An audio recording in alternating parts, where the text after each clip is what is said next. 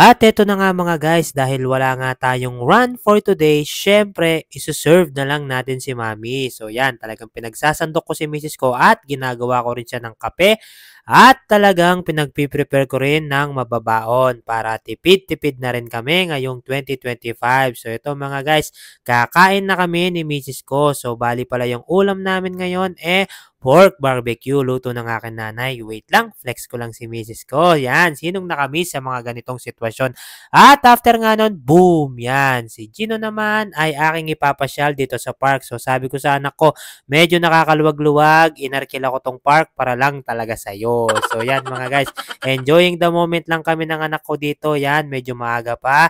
At laro-laro lang kami. Yun, pansin nyo, diba? Selfie-selfie lang kami sa tricycle. So after nun mga guys, yan. Si Mrs. ko ay aking ihahatid naman sa kanyang work. So yan yung mga daddy duties ni Daddy Jepoy nyo mga guys. Bali yung pinaka me time ko talaga yung pagja-jogging. So ito mabilisan na lang and after nun mga guys, yun, pampabuena. So after nun mga guys, nako, inaantok na Daddy Jepoy nyo pero dapat hindi tayo magpapatalo sa tulog. So kumuha lang ako ng pandisito mga guys at ako ay nagpatuloy na sa aking pag-uwi at mabilisan na lang. Nandito na ako sa bahay, sabay sundo naman kay Gino. So siya naman yung papasok ngayon sa school mga guys. So ito, on the way na nga kami sa kanyang school at tuloy-tuloy lang tayo mga guys. And boom! Yan, excited na ulit si Gino. Medyo sumasaya na siya ulit ngayon at ayun, pinagsarhan pa ako ng pinto dyan mga guys. Parang ayaw niya yata akong nakikita. So after ng mga guys, dahil may 1 hour nga tayo, eto,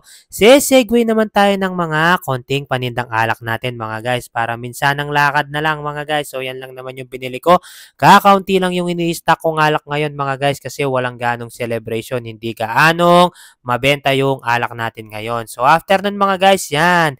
Si Gino ay aking ibibili naman ng kanyang favorite na Dunkin Donuts. So yan, dalawang Bavarian for Gino. Hindi niya alam yan mga guys na may surprise na naman si daddy niya sa kanya. So after nun mga guys, yan, may 20 minutes pa ako dito. So I decided na mag-meditate na lang and mag-pray na lang kay Lord na nagpapasalamat ng sobra-sobra dahil sa ginagawa niya sa buhay ko. So after nun mga guys, yan, transition na lang. Lumabas na si Gino ko at ayun, medyo buryot siya dyan mga guys kasi gutom na. Sabi ko, wag ka munang kumain, antayin mo nang makauwi tayo at may surprise ako. Yan, iyak na siya mga guys. At nung pinakita ko yung Dunkin Donut niya, yan, pansin nyo naman mga guys, sobrang saya talaga ng anak ko at sobrang saya ko rin kasi nakikita ko siya ng ganyan. Small things lang pero grabe, talagang ibang-iba na yung kanyang kasiyahan. So, ang sarap talagang maging bata, no?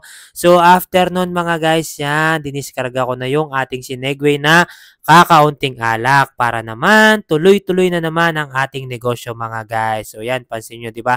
Kakaunti lang muna talaga yung ini-stock ko kasi talagang medyo matumal yung alak natin. So after nun mga guys, yan, magwa-water break lang tayo at tayo magbabantay pa ng tindahan. At syempre mga guys, bye-bye, finger out kay sa akin. God bless you po.